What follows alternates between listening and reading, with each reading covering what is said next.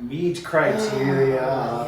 Yes. So Amanda, there's been a lot of focus in the health system on HCC, those risk conditions that help with, our Medicare Advantage contracts and documenting those every year. But there's specific items of the documentation called the MEET criteria that seems pretty important. So can you explain what the MEET criteria is? And my big question too is it just for HCCs? It really isn't.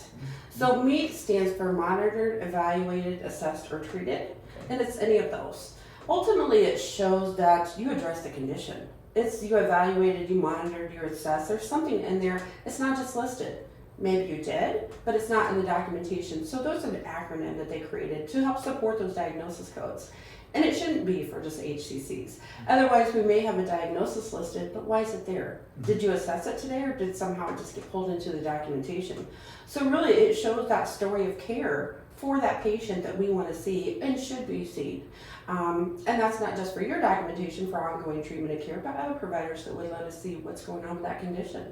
Yeah, I think it's a great idea to incorporate the MEET criteria for everything that you do and just kind of get used to doing that because it helps everyone, Absolutely, and it's not expected that providers know what diagnosis is an HCC or not. There's so many diagnoses and they change, yes, all the time, yes.